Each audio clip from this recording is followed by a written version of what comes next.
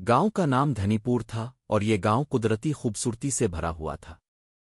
सरसब्ज खेत, खुलते हुए फूल और दूर तक फैली हुई हरियाली सब कुछ दिलकश था। यहाँ के लोग सादा और मेहनती थे, मगर एक तरफ जहाँ जिंदगी खुशहाल थी वहाँ दूसरी तरफ गांव के गरीब लोग भी थे जो रोजाना की बुनियाद पर मुश्किलात का सामना करते थे। रामू एक गरीब किसान था जो धनीपुर के आखिरी किनारे पर अपने खानदान के साथ रहता था। इसका एक छोटा सा घर था जिसकी छत पर पत्थरों का छज्जा था। घर के अंदर सिर्फ 2 कमरे थे, एक में रामू, इसकी बीवी जिया और दोनों बच्चे सोते और दूसरे में उनकी चंद जरूरियात जिंदगी रखी जाती थीं। रामू की जिंदगी का बड़ा हिस्सा जमीन के छोटे हिस्से पर गुजारा था, लेकिन इसकी जमीन ज्यादा जरखेज नहीं थी।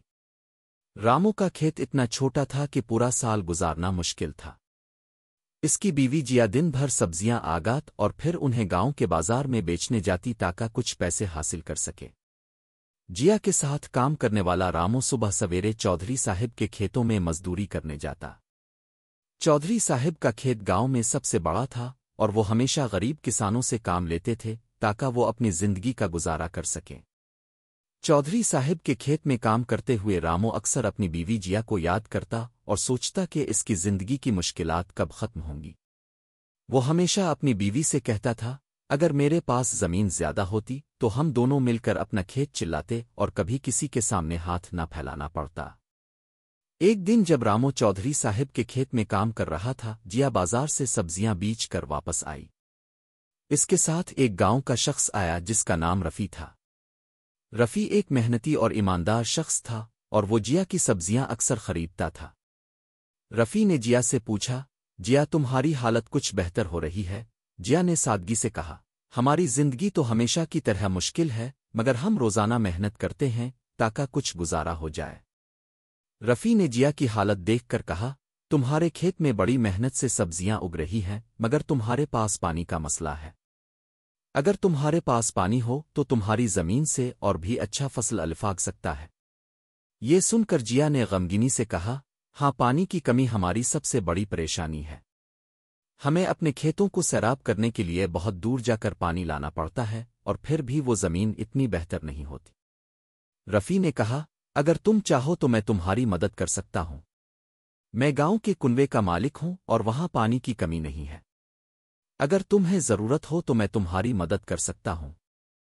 जिया ने शुक्रगुजार होकर रफी का शुक्रिया अदा किया और कहा, हमें तुम्हारी मदद की बहुत जरूरत है। रफी ने मुस्करा कर कहा, कोई बात नहीं, जब भी जरूरत हो मुझे बता देना। जिया और रामू ने रफी की बातों पर सोचा।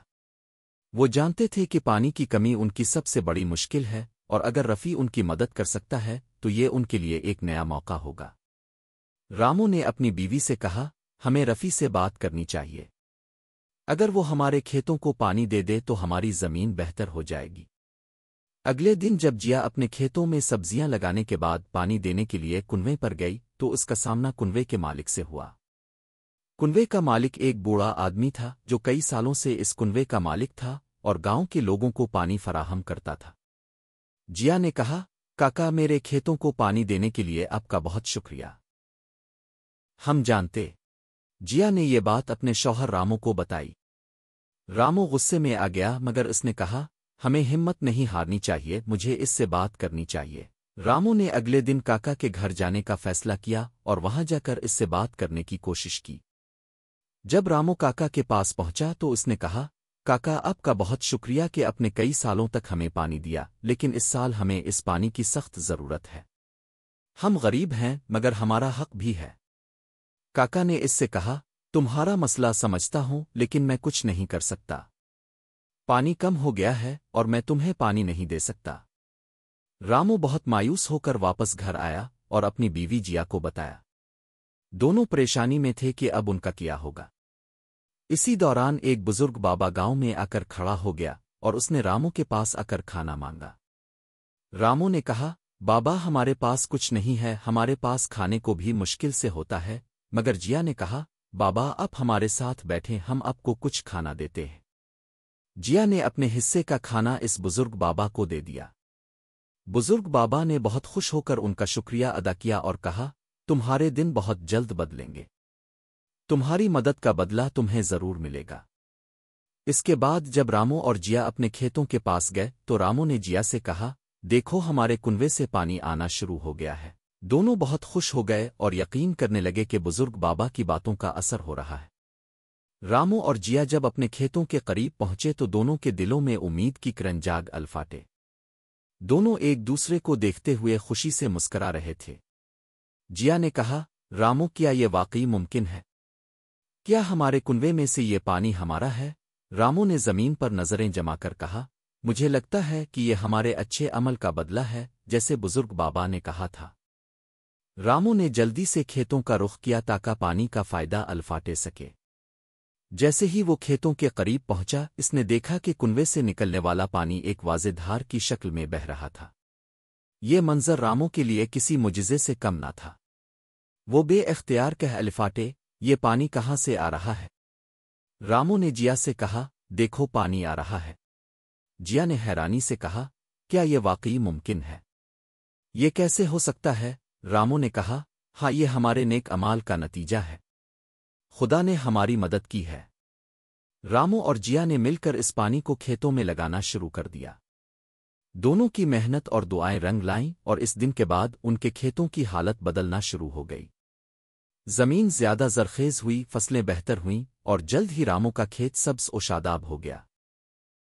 رامو کی خوشی کا ایک پہلو یہ تھا کہ اس کی زمین بہتر ہو گئی تھی، لیکن دوسرا پہلو یہ تھا کہ چودھری صاحب اس سے بے خبر نہیں رہ سکتے تھے۔ چودھری صاحب کا کھیت دھنی پور کے سب سے بڑے کھیتوں میں شمار ہوتا تھا اور وہ اپنی زمین کے لیے ہر قیمت پر پانی کا بندوبست کرتے تھے۔ چودھری صاحب نے جلد ہی یہ خبر سنی کہ رامو کے کھیت میں پانی آ رہا ہے اور فصل بہتر ہو رہی ہے۔ ان کی انا کو یہ بات برداشت نہ ہوئی۔ وہ سمجھتے تھے کہ اگر رامو کے کھیت میں اچانک پانی آ گیا تو اس کا مطلب ہے کہ رامو نے کچھ ایسی حرکت کی ہے جو ان کے مفاد میں نہیں تھی۔ چودھری صاحب نے رامو کو اپنے گھر بلایا اور کہا، تم نے کیسے اپنے کھیت میں اتنا پانی حاصل کیا؟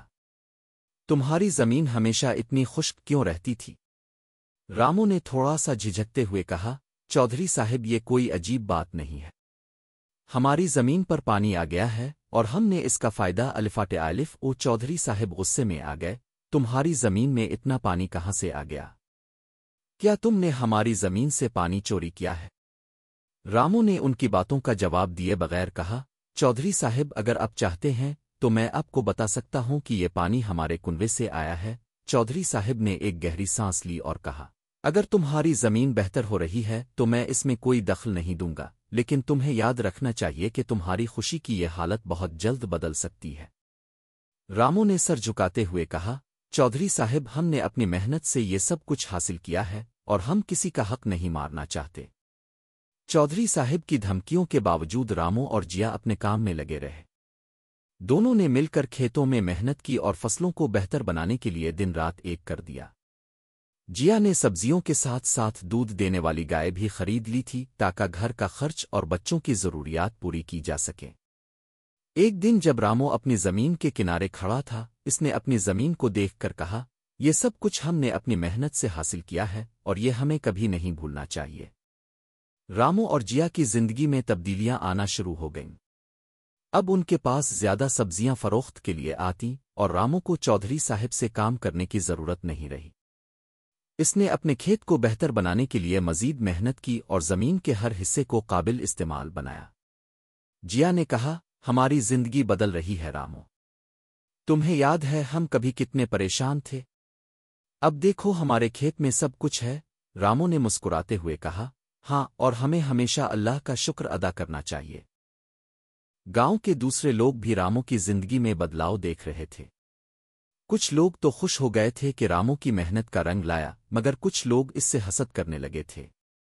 ان میں سے کچھ لوگ جو چودھری صاحب کے حامی تھے یہ کہہ رہے تھے کہ رامو نے کسی طریقے سے پانی حاصل کیا ہے جو ان کے لیے صحیح نہیں تھا۔ لیکن رامو نے ہمیشہ یہ ثابت کیا کہ اس نے محنت سے سب کچھ حاصل کیا تھا۔ رامو اور جیا کی محنت کا پھل ملنا شروع ہو چکا تھا اور ان کی زمین سبز و شاداب ہونے لگی تھی۔ فصلوں کا الفاگنا اور پانی کی فراوانی نے ان کی زندگی میں ایک نئی روشنی بھر دی تھی۔ رامو اور جیا دونوں دن رات اپنے کھیتوں میں محنت کرتے اور ان کا ایمان بڑھتا چلا جا رہا تھا۔ گاؤں والے جو پہلے رامو کی حالت زار دیکھ کر اسے ہنسی مذاق کا نشانہ بناتے تھے अब रामू की कामयाबी को देखकर हैरान थे। जब रामू और जिया के खेत में अच्छी फसलें अलिफागनी लगें तो गांव के लोग आहिस्ता आहिस्ता उनकी कामयाबी की कहानी सुनने आने लगे। वो ये देखकर खुश हो गए थे कि एक मामूली किसान की मेहनत और ईमानदारी ने इसे इतनी कामयाबी दी।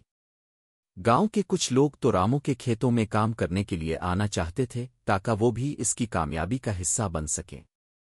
ये बात गांव में फैल चुकी थी कि रामू और जिया ने अपने खेत में पानी का इंतजाम सही तरीके से किया और फसलों की बेहतर देखभाल के जरिए अपनी जिंदगी में तब्दीली लाई। जब गांव के लोग रामू की कामयाबी को देखते तो उनके दिलों में ये सवाल भी अलिफाटेता था कि आया वो भी इतनी मेहनत करके अपने खेतों में कामयाबी हासिल कर सकते हैं। एक दिन जब गांव के लोग रामू के खेत के करीब पहुंचे तो उन्होंने देखा कि जमीन सरसब्ज और शादाब हो चुकी थी। सब्ज फसलों के दरमियान रामू और जिया हल चला रहे थे और खुश होकर काम कर रहे थे।